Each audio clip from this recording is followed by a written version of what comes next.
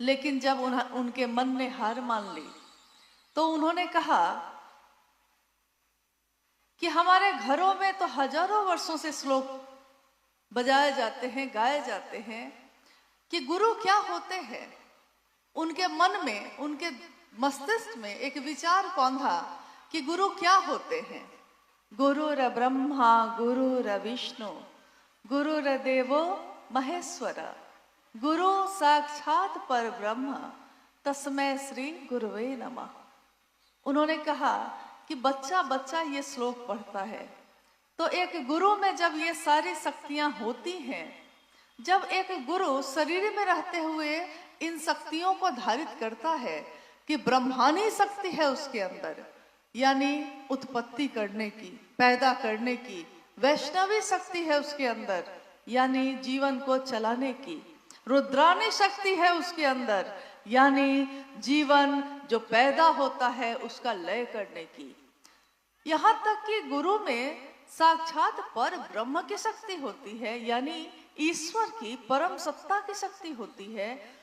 तो ये हम जो शरीर के धारी लोगों के पीछे घूम रहे हैं, ये गुरु सब कुछ है तो वो भगवान ही, वो ईश्वर ही गुरु क्यों नहीं है। बस ये एक विचार ही था जो उस दिन उनके मन में आया था, लेकिन इस विचार के आते ही उनका जीवन बदल गया, जीवन की दशा और दिशा दोनों बदल गई। हमारे आपके साथ भी ऐसा होता है, जब कोई आकर हमको कहता है या किसी ने कहा होगा, कभी जब आपने शिव को गुरु बनाया होगा तो किसी ने तो कहा होगा कि भैया महादेव गुरु हथिन, अपने बना लो। दीदी महादेव से सुंदर गुरु कहाँ है, बना लीजिए। और आपने उस क्षण उस व्यक्ति की बात सुनकर शिव को अपना गुरु बनाया होगा। हम सब जो यहाँ आज बैठे हैं अपने जीवन को देखें, हमारा जीवन जो पहले था और हमारा जीवन जब से हमने शिव को अपना गुरु बनाया है, दोनों में अंतर आपको दिखेगा, काफी, बहुत ज्यादा। और ये अंतर इतना धीरे धीरे होता है कि पता ही नहीं चलता कि हुआ कैसे है। पहले जहां हमारा मन संकीर्णताओं से जकड़ा हुआ था, जाति का भेद, अमीर गरीब का भेद, क्षेत्र का भेद, बहुत तरह के भेद, संकीर्णताओं से जकड़ा हुआ मन कब स्वतंत्र हो गया, कब सबको अपना समझने लगा, कब सारे लोग अपने हो गए, पता ही नहीं चला। हाथ में कंगन हो किसी के तो वो मेरा गुरु भाई है, हाथ में कंगन है तो वो मेरी गुरु बहन है। अपनी बहन से जितना प्रेम न हुआ उतना गुरु बहन से हो गया। लेकिन कारण क्या है? क्योंकि उसके गुरु भी शिव है, मेरे गुरु भी शिव है। साहब चले थे अकेले, उन्होंने कहा अकेला ही चला था मैं, लोग मिलते गए, कारवां बनता गया। कारवां ऐसा बना कि आज पूरा जगत इस बात को समझ रहा है और स्वीकार कर रहा है, आत्मसात कर रहा है कि शिव को मैं भी अपना गुरु बनाऊं। अपना बनाने की विधा अद्भुत है, क्योंकि अपने शब्द में बड़ी ताकत है। अपना, मेरा घर, दूसरे का घर उजड़ गया है तो कोई दिक्कत नहीं है, तमाशा है मेरे लिए।